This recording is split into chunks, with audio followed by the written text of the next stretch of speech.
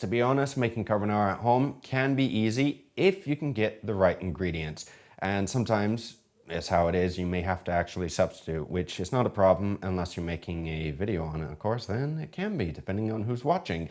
So today we're going to be using some brass die spaghetti. We're going to be using obviously guanciale, some eggs, some pecorino, and some Parmigiano Reggiano as well. And if you can't get the Parmigiano, you may have to substitute with grana padano or another cheese, something that is a little similar, or you can just use pecorino, that's fine. Or just Parmigiano if you can't get the Pecorino, you see what I mean? And then we're obviously going to be adding a little bit of black pepper, freshly cracked black pepper, and I'm going to be adding a secret ingredient at the end. So if you want to see what that is, then stick around for the video. Now, to quickly go over the types of spaghetti and pasta, you can make it with basically whatever type of pasta or spaghetti that you would like, although there are a few things about the texture of the spaghetti that you need to keep in mind. So normally, this spaghetti, this first one, is a cheaper type of spaghetti that's at the local grocery store here, and it's common. It's cheap. It's probably what most of you use. The thing is that when they make the spaghetti, they normally make it with Teflon dies, meaning that the spaghetti doesn't stick to the machinery. Also, it doesn't give it that texture. So what happens when you make a sauce, it doesn't stick to the pasta. It just runs off. With brass die pasta, with more of the artisan pasta, like this tagliatelle here, you can actually see the texture on the pasta. And this is what you want with a good type of pasta or spaghetti if you're going to be using it. Now for the guanciale, if you don't know what it is, and I'm sure most of you who watch carbonara videos, you know exactly what it is, but in any case, I'll say it again. Guanciale comes from the pig's cheek. And if you can't find it, which I'm sure a lot of you can't, then you can use pancetta. And if you can't find it, then use a thick cut bacon, not thin, thick cut bacon. And if you can get it non-smoked, because the smoky flavor will add another flavor to the carbonara. You can use it if you want, but if you don't like it, try to get one that's not smoked. And when you're cutting the guanciale, you can cut it either in little cubes, which is what we're going to do today, or lardons, which are like longer little segments. When the pan comes up to temp, I'm gonna add this in. Once you get nice color on it, make sure that you get all the sides that have nice color on it, and you render the fat enough, it's time to take off, because we're going to save this fat and we're going to put it aside for later, so don't throw it away. When you're cooking pasta, always read the times with the packet and then always check on top of this, because sometimes you may want to cook it a little more al dente, or you may want it a little more cooked than what it says on the pack. Today we're going to be cooking this for around 10 minutes. When grating the cheese, if you have a fine grater, I would say use it because it melts a lot quicker into the sauce. And if you have a microplane, it's even better. If you have a thick microplane, it's actually easier to grate the cheese faster. Now when you crack the eggs, you can do it on a flat surface, that's fine.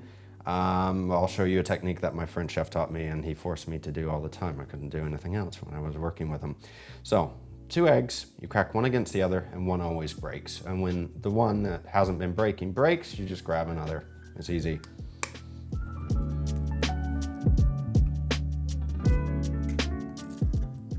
After you grate the cheese and separate the yolks from the whites, it's now time to add everything together. We're going to add a little bit of cheese into the eggs and then a little bit of black pepper, and we're going to whisk vigorously. And me personally, I always grate extra cheese just in case if you need it. That way you don't have to grate it again.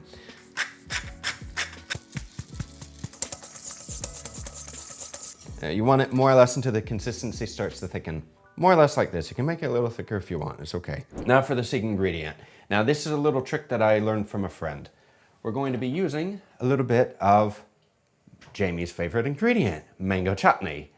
I'm joking, guys. I actually want to visit Italy again one day. I don't want to be driven out, so we're not going to be adding this. So today we're going to be using a bain-marie method. We're going to be heating this over the water. So instead of using a separate pot for the bain-marie, we're actually going to be using the same pot. If you're going to be cooking a lot of pasta, then what you should do is strain the pasta into the colander and have another pot under it to save the water, because you want to keep it and we're going to use it. But today, since I'm not cooking that much, I'm just going to take it out and use the same pot.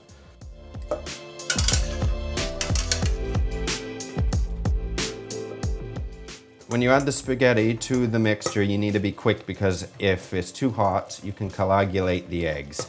So we're just going to keep mixing until it starts to thicken, using the hot water as a bain-marie.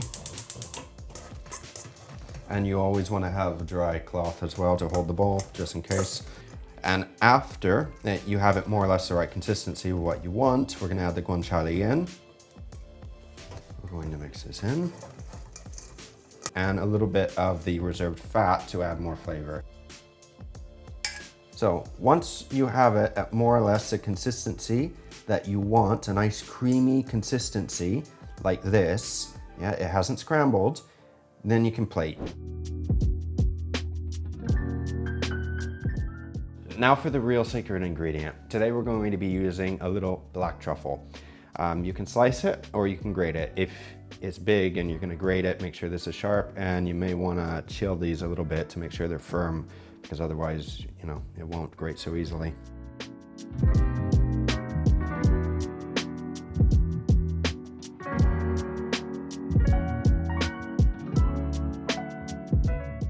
Now we're gonna plate it more family style because this is nice and pretty, but we're gonna give bigger portions. Taste test time. That is delicious. Now, of course, if you wanna add more truffle flavor to this, as you're mixing the cheese with the egg, it would be a good idea to incorporate the truffle in with this mixture so you have it throughout, not just on top. Also, you could add a little bit of truffle oil as well to this if you want to add even more flavor, but you don't need to use a lot of truffle oil. Also, you can taste the guanciale, that it's not like a little pebble, yeah? It's crispy on the outside, soft on the inside, so that way when you go to bite it, it's spongy, which is good. And as you can tell, this is still super creamy. The eggs are cooked, it hasn't scrambled at all, and it's delicious. So guys, let me know your thoughts down below, and if in Chinzo you see this, let me know your thoughts on, well, the whole process and what you think I did wrong, what you think I did right, and well, etc, etc. Hopefully you guys did enjoy this video, and if you did, then be sure to give this video a like and a share, but more importantly, subscribe to the channel so you don't miss out on any future content, and be sure to hit the bell notification so you don't miss any videos coming out, recipes or reaction videos, and you know, so on and so on. So until next time, take care.